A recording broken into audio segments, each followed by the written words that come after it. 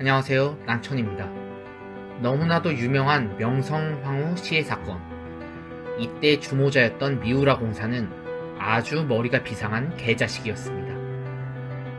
당시 조선 내에서 일본에 대한 감정이 극에 달해 있었기 때문에 여기서 일본인이 명성황후를 시해했다면 감당할 수 없는 상황이었죠. 그래서 미우라 공사는 꾀를 냅니다. 조선 훈련대를 앞장세워서 조선 내부의 권력 다툼인 것처럼 위장하려고 했죠. 가담한 일본인들에게도 조선 복장을 입혀서 보내기까지 합니다. 이때 가담한 사람이 당시 조선 훈련대 2대대장 우범선입니다. 진짜 이 자식은 TOP 친일파죠.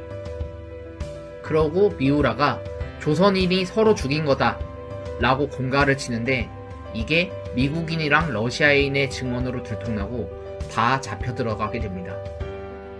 근데 이때 우리나라가 맺은 똥같은 조약 때문에 일본은 치외법권이 인정되고 있었죠. 그래서 가담했던 한국인 포함 일본 놈들도 전부 일본으로 데려갑니다. 그 뒤는 뭐 당연하게 방면. 아무튼 이 우범선이라는 놈은 일본으로 망명해서 잘 먹고 잘 살고 일본 여자 하나 잡아서 결혼도 하고 자식도 낳게 됩니다.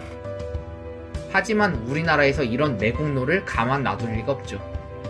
우범선은 아들이 5살 때 조선에서 온 자객에 의해서 암살당하게 됩니다. 그러고 이 아들놈은 아버지 없이 어머니 한 분 아래에서 대단히 힘든 어린 시절을 보내게 되죠. 그래도 얘가 근성은 좀 있었는지 고학으로 구레시에 중학교를 졸업하고 도쿄 제국대학까지 들어가더니 농상무성에 취직해서 연구를 좀 하더니 아주 세계국급으로 유명해져 버리게 됩니다. 어느 정도냐면 그때 당시 우리나라에서도 이놈이 뭐하는 놈인지 알 정도. 하지만 일본 놈들 종특이 어딜 갈까? 유명해지건 뭐하건 절대로 고위직으로는 못 올라가게 되고 평생 말단으로 있게 되니까 그냥 농상무성에서 나와서 민간 회사에 취직하게 됩니다. 그러다가 얘가 아버지를 여의고 힘드니까 그때 아버지랑 일면식이 있던 일본인의 양자로 들어가게 됩니다. 그러면서 자기 부인과 자식에게는 일본인 성을 따르게 했지만 자기는 끝까지 우씨성을 사용합니다. 사실 이것 때문에 밉보였을지도. 민간 회사에 취직한 이후로는 유학 온 조선인 청년들에게 농업 기술도 가르치고 조선인들을 도우면서 그렇게 지냅니다.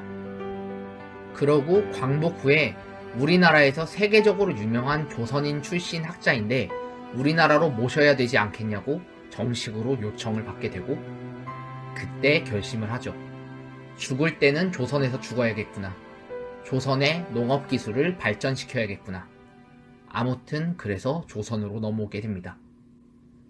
부산에서 한국농업과학연구소를 만들고 농민의 생활의 질 향상을 위해서 밤낮으로 연구를 해서 한국의 풍토에 맞는 배추와 무, 제주 감귤, 강원도 감자 등을 개량하는 데 성공하면서 우리나라 농민들은 한결 살기가 좋아집니다.